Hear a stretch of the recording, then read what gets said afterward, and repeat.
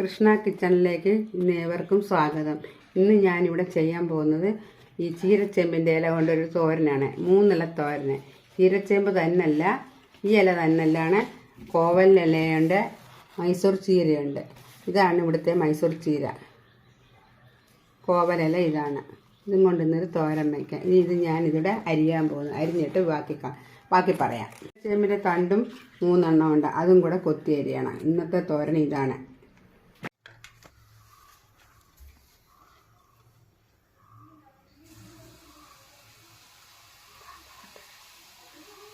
ഞാൻ അരിഞ്ഞ ചീരത്തോരന് ചീരച്ചേമ്പിൻ്റെ വേലിച്ചീരയുടെയും കോവലിൻ്റെ ഇല അരിഞ്ഞ് വെച്ചിട്ടുണ്ട്. അത് പാകപ്പെടുത്താൻ പോവാണ്. വെളിച്ചെണ്ണ ഒഴിച്ച്, ചീഞ്ചട്ടി വെച്ച് വെളിച്ചെണ്ണ ഒഴിച്ച്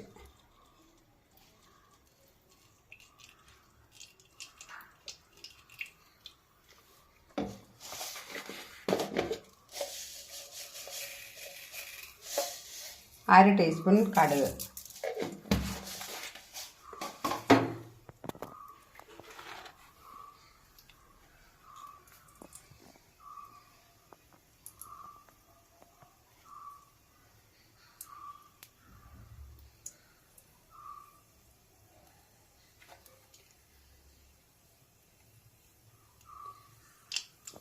ഞാൻ അരിഞ്ഞു വെച്ച് 3 സൈസ് ഇലയാണിത്.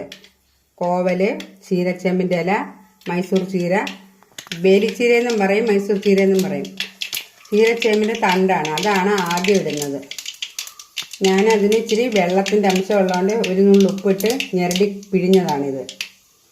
കടുക് പൊട്ടി ഇതങ്ങോട്ട് ഇടാൻ പോവാണ്.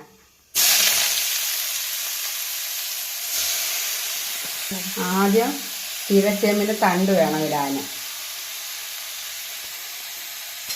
ചെറിയ വേവ്, ഒരു ശകലം വേവ് അതിനുണ്ട്.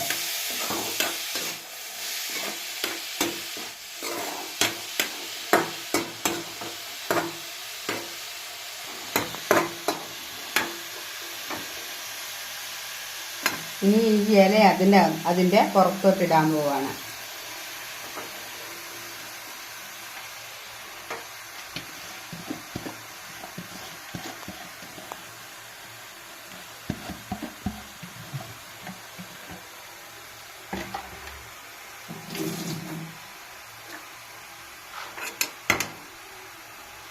ഇത്രയും അര ടീസ്പൂൺ ഉപ്പാണ് ഈ ഇലക്കിടുന്നത്. ഇല വറ്റുമ്പോൾ അധികം കാണത്തില്ല, അപ്പോൾ ഉപ്പിൻ്റെ ആവശ്യം അധികം ഇല്ല. ഇല കണ്ടുകൊണ്ട് ഉപ്പ് അധികം വാരിയിടരുത്, ഇല അങ്ങ് വറ്റിപ്പോവും.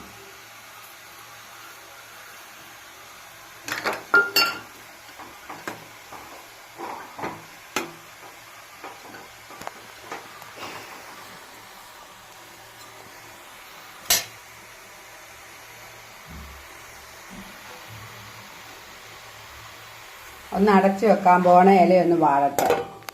ഇലത്തോരന് വേണ്ടി ഞാനിവിടെ എടുത്തിരിക്കുന്ന 1/2 കപ്പ് തേങ്ങ,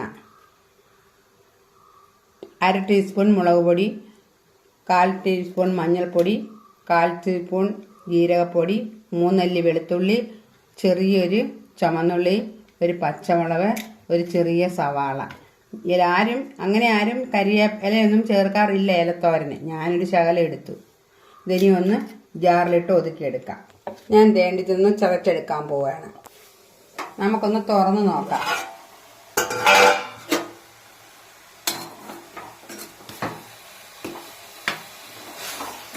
ഇല വാടിയിട്ടുണ്ട്, തണ്ടും വാടിയിട്ടുണ്ട്.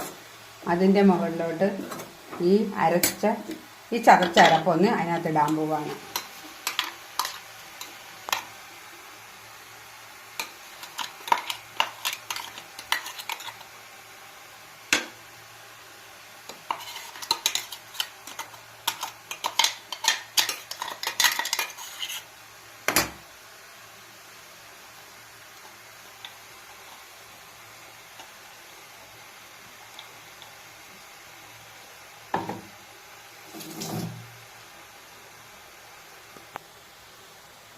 നമുക്കൊന്ന് ഇളക്കി കൊടുക്കാം.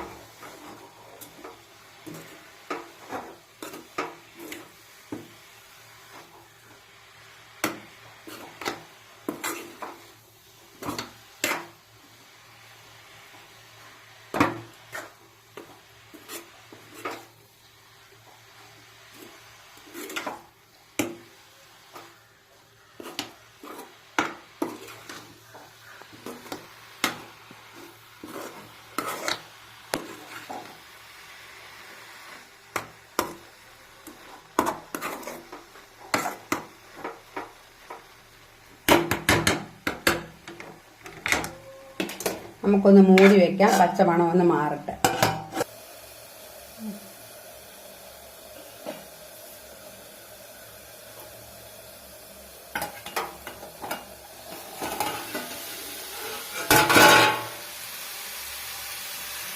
നമ്മുടെ തോരൻ നന്നായിട്ടായിട്ടുണ്ട്. അതൊന്നുകൂടെ ഒന്ന് ഇളക്കി കൊടുക്കാം.